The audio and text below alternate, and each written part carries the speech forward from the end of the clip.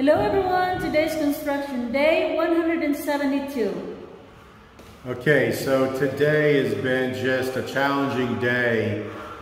It's rain on and off all day long. We would get 10-15 minutes of no rain, 10-15 minutes of rain, and it's been doing it on and off all day today. And it's it's frustrating for me for sure, but equally frustrating for the guys.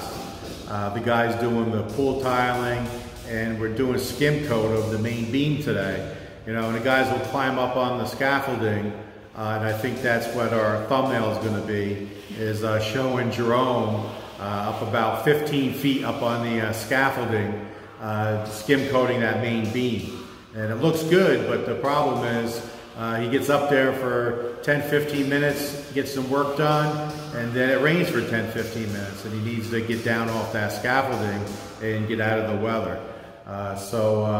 It's definitely been a challenging day, and for some reason we're getting a lot of rain. During the rainy season, which by definition is June to December here, at least in this area from what everyone's telling me, it didn't rain much at all, right? No. Very little. Very little. But now that it's outside of June to December, it seems like it's been raining at least 3 times a week, right? You guys watch the videos, every day with us, and we've been getting cloudy days and rainy days on and off. And I can hear it raining at night too. So I guess the rainy season has changed with global warming, or I don't think they call it global warming anymore. They call it something different. What do they call it? I don't know. Climate change. Climate. I think that's the new term. It's been tough. Got a real nice comment. I try real hard to try to not have too much background noise when I shoot videos, and then we really don't do second and third takes unless there's like a real loud noise, like a saw right next to me while I'm trying to explain something. Real nice comment saying that you guys don't mind the background noise. It's actually part of the video because we're in the middle of a house build. So obviously I would never tell the guys, to stop working just so I could, shoot a goofy video. But I try to do it around them, and a lot of times we do it during lunchtime, where they're all off, some quiet time here on the site, and then I go around and give you guys some updates. So thank you for that comment. And then if you heard today, a couple of videos, I'm just letting it go with whatever sounds. So as the commenter said, it's sights and sounds of a home build, and it's part of the experience. So I guess that does make a lot of sense. So thank you for that comment. And I also want to thank you guys. We're almost at 2,600 subscribers. So almost every video we're picking up, and it does vary by video, but I'm going to say right around 5 to 8 new subscribers per video. That's about right. Yeah. Yes. And there's a few that gets around 10 or 12. But that's not common. It's usually about 5 to 8. So we are growing just a little at a time. But also, I think we're right at 300,000 views as well. I haven't checked in about 4 days, but I think we're right around 300,000 views. So just pretty amazing that there's that much interest with our build. But we do appreciate it very much. Yes, thank you very much, guys. Yeah. So let's go ahead and see what the guys are doing. All right, so the guys are starting to wrap up. So this is Raylan from J Marketing. Raylan is, he's the perfectionist. So he's the one who's in charge of all the hardware. And they did get the lock in for the main, has the same 4 locks. And really nice constructed. He puts all the stops in for all the doors, and then if you can see here, but he put weather stripping. Can you see that there? Now that's on the outside window. So when this closes, this slides over and hits that weather stripping and seals off between panel. Pretty complex actually. The panels here, you would think there would just be 4 different trim pieces. It's actually 8. It's one trim and then like a decorative trim around it. And I'll try to show it on the outside. But what they're doing now today is they're going around. They have all the locks set up. That's all done. So now they're going around and just hitting silicone on the inside as well as the outside. So a double seal. So really like just the thoroughness of J Marketing. So they bring everything they need, all their tools. They're very clean. They just got done sweeping the floor again. So as they put the lock in, they're doing drilling and stuff, and some of the PVC drops on the floor. So what they do is once they do a job task, they sweep the area and take all their trash and just dump it outside. So very impressive. So I think they have one more day to go. Tomorrow is screen day for the large panels. So they're going to bring the screens up tomorrow. But you can see he's got a paintbrush there. He's going through, making sure all the dust is off the PVC. And when he does put that silicone on, he's real exact. I mean, even all these locks. Now there's 4 of these where the lock goes in. He put silicone around all 4 sides of every one, just making sure everything is sealed. So pretty amazing, real nice. And actually, if you remember, they installed the lock on the master slider first. And once he had it all installed, he was going through checking everything and saw there was a little hairline crack in one of the mechanisms. So he took it apart and returned the next day with a new lock, put an all new lock in. He said it was a manufacturer defect, something that I would never have caught, but he showed it to me. It was just a small component inside this lock, and it was like a little black Teflon bushing, had a little hairline crack in it, ever so slight. But they caught it, and they replaced the whole lock. And they already gave Wilma the keys to the master bedroom because that was the first lock done, and asked for the keys back and gave us a new set of keys. So again, real attention to detail, and we definitely appreciate it. I think these windows are definitely quality. So if you are building a home in Negros Oriental, specifically the Dumaguete area, J Marketing in Dumaguete City, would be highly recommended.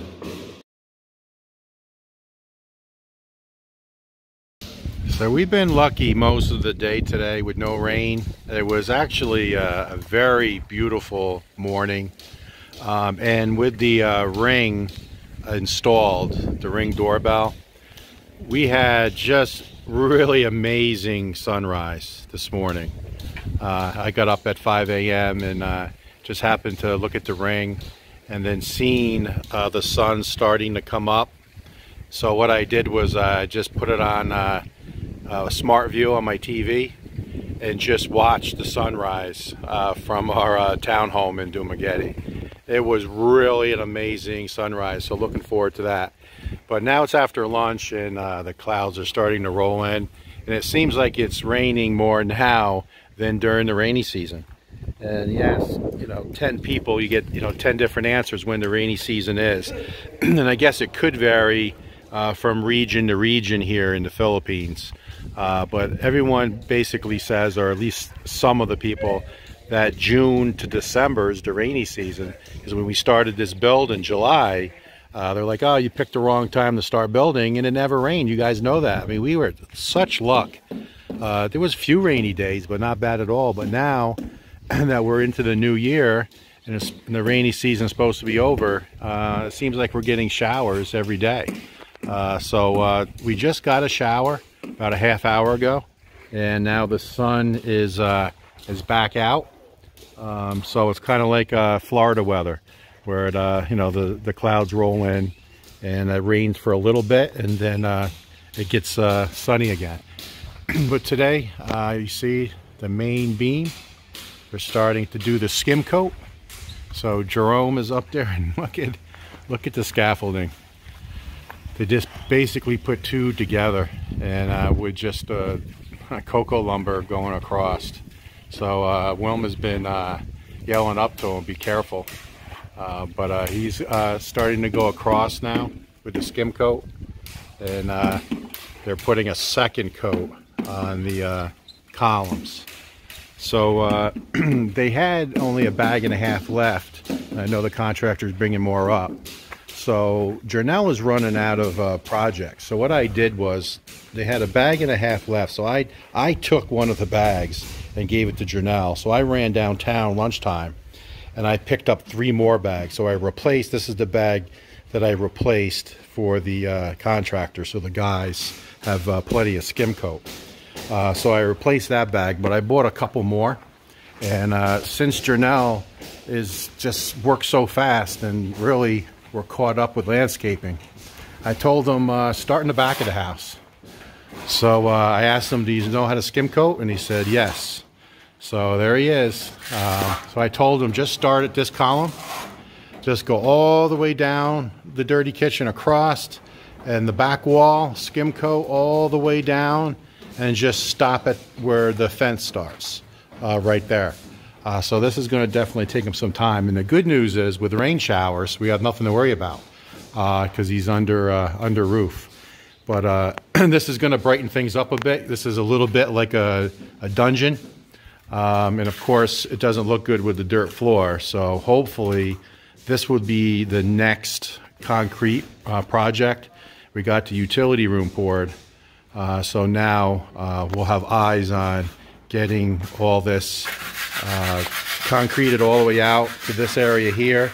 And for long-time viewers, it's going to be like a 2 or 3 inch drop, just in case this area ever gets flooded. It won't back up into the dirty kitchen. So it'll be a 2 or 3 inch drop, and then this will be all concrete. But I think we're going to be looking at doing this next. But Jernell's got a good project to go all the way up and all the way around, and I'm sure it's going to take him time, because that's a lot of square footage or square meters. All right, so the guys today, they poured that 5th step. So that got done today. Remember, that first step, or the 4th step down, was about 13 inches. That was just too high. So they went ahead and poured that 5th step today. They doweled in with rebar, and then that cement is mixed with Sahara, the same waterproofing that they're using for the tile. And that has tile grip in it that makes it real sticky. They did not put the tile grip in the cement, just the Sahara, the waterproofing. But that first step now has been poured. They did that first thing this morning, or let that sit for 24 hours, and then they'll continue to go all the way up. As you can hear the workers saying "beautiful floor" in his slang language. So the guys are working in the rain. You can start seeing the design taking place. Looks nice. So same here as here, as well as across. And then the coping area will be the same mosaic tile. So things are definitely coming together. And let me step back and show you the design. Looks good. So I think it's really going to look nice once the tile, once the steps are done, where it's going to be blue on the side and mosaic on the top. And we're going to end the video now because it's a downpour.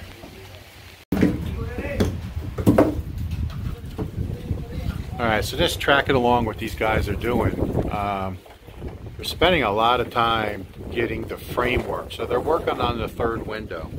So you can see there and there they completed today. And what they're doing is they're taking this cocoa lumber and doing all the correct measurements. And they got their little handsaw. And what they're doing is they're basically creating a form that's going to be part of the awning, the concrete awning. So you can see the rebar that they working on straightening out. And what they're also doing is they're measuring the rebar out a certain distance and cutting it off. So I guess it all needs to be the same distance out. And then that is going to be the support for the concrete awning. So there's an example of a form that's made up. Let me zoom in just a bit. It's been raining here on and off all day. And you guys know I need to get a gutter on this part of the utility room. But see how they did it? It looks like a 3-part tray. So it might be better if I take the zoom out. So they have their first level, and then it's a second and a third level. So I'm going to assume when they pour the concrete in there, and it will be embedded in the rebar. So when they pour whatever thickness the concrete will be, it'll be embedded in this rebar to hold it up above the window. And this happens to be the spare bathroom window. But they've been working on getting the form done. So that'll be, I guess, somewhat of the shape. And it's a plywood bottom. And I'm assuming once they get the third one completed, they'll go in and start mixing cement. And I asked them to make sure they put Sahara in it, waterproofer, and they said they would, and dump the cement in. And then I would imagine that's going to create a straight level, call it a tray of cement. And then I asked them, how do you make it rounded? And it sounds like they'll use the same method, like when they made the columns, where they throw the cement onto the concrete column to make it look better. So I'm going to assume that. But I'm going to go ahead and follow this along because I've never seen one of these awnings created. So I guess we'll find out how they do it together. So it is funny how things repeat from time to time. And you guys know that overall, Wilma and I are very pleased with this build. And of course, there's been stress and ups and downs. And you guys also know that Wilma and I have made a lot of changes. And the contractor has been very accommodating to all our, call it changes or demands. But there was an issue that I want to show you guys. And I actually had a viewer call this out. And ironically, we had this exact same issue in New York with our contractor when we did a renovation in our basement when my parents moved in. In one of the bedrooms, when you shut the door, you could see the carpet in one of the bedrooms sticking out. We had very similar porcelain tile, actually very close to this color, coming down the hallway leading to my parents' bedroom. But when they put in the tile, the carpet, when you shut the door, so this happens to be tile, but it was carpet in New York. The carpet came out past shutting of the door. So when you shut the door like I am now, you could see carpet. So ironically, the same thing happened here, and it's just an honest mistake. And I see what they did. When they were doing their planning of putting in this tile, I think they used this area instead of this area. So they measured here and then laid the gray tile out to this area right here, all the way across. So then when you shut the door, the gray tile was sticking out to here. So I pointed out to the contractor. He said, oh yeah, that's a problem. We talked about saying they probably just looked at the wrong jamb and measured it out. So what they had to do, and this was a lot of work, feel bad for the guys because, look how thick the concrete is. See how thick that is? That's all the way up to here, a couple inches thick. So they had to chip out all this tile, this porcelain tile, as well as cut back this tile and get it all straight. So it's all being cleaned out, and now they have to you know, cut some tile and relay it. And now this porcelain tile will be under the doorway because we measured it 50-50. So the gray tile will go halfway, the thickness of the door, and then this porcelain tile will go the other halfway. So it was just an honest mistake. Contractor's fixing it. Same thing here. And same thing over here. So luckily it was only 3 doors, but it looks like the prep work is done. Everything was cut out. It took them about a full day, 2 guys, to do this. And once it's poured, you'll only see this porcelain tile on this side, and then the brown wood-like tile on the bedroom side. It'll look great.